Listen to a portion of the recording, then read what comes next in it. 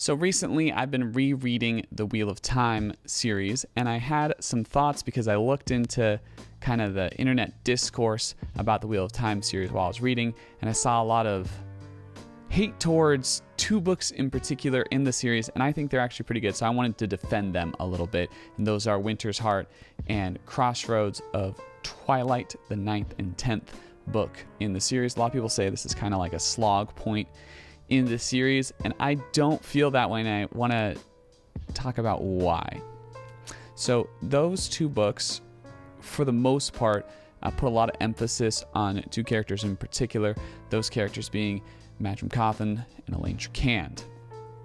And if you don't like those characters, I would understand why these books might feel like a little bit of a slog. And if you haven't read the rest of the books, you don't get the context, I can understand how you might be confused as well, because there's a lot going on that has to do with kind of our prior knowledge, both in terms of characterization and in terms of story in these two books. But if you have, I don't really understand the dislike, because it gives some of the best characterization of both of these characters.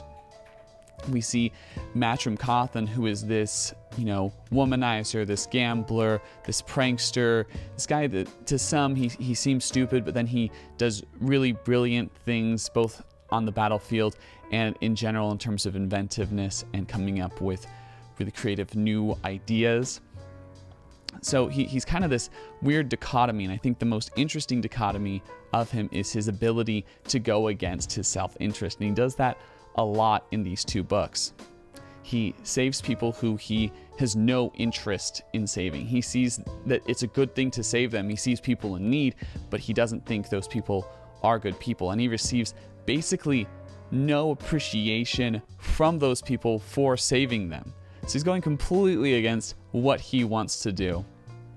And he's also courting a woman, so he's kind of showing a more refined sense of commitment and settling down, which is again just completely against his self-interest. And I think it's really fascinating to see a character who, for all intents and purposes, is this rogue and this not good person. Not that he's done anything truly criminal, but he's just kind of someone society might look at and be like, oh, he's a ne'er-do-well, right? Doing the most selfless acts, the most acts that kind of work against his self-interest that we see in the entire series. It really deepens his character and brings up some really interesting moral questions in these two books. And I would say that's kind of like the focus of these two books, is kind of this breaking of character for him. And then we also see with Elaine Tricand this fight against kind of the innocent hero and the needs that are put upon one as you rise into a position of power. We have this kind of noble, slightly innocent woman who is becoming more of a slightly hardened queen who is more used to luxury and is kind of fighting against her responsibilities in some aspects. And I think it's just super fascinating.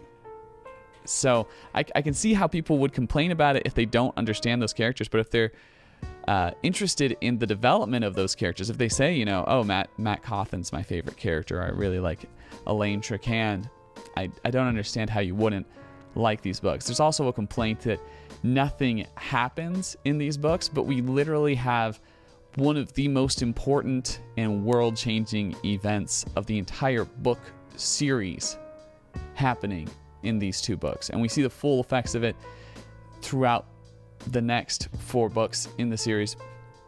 But here is where it's happening, and I think that's such an impactful thing that it's hard to say like, oh, nothing happens.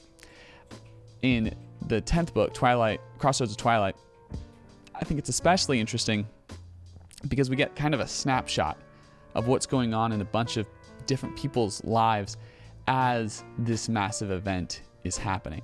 So it happens at the end of Winter's Heart with Rand, al'Thor, and Nynaeve, who is redeeming herself pretty completely in both these two books and in Knife of Dreams, as going from this kind of nasty, hard to like character into someone who's doing really good things and is becoming more and more likable. So we also get Nynaeve's character redemption throughout these books.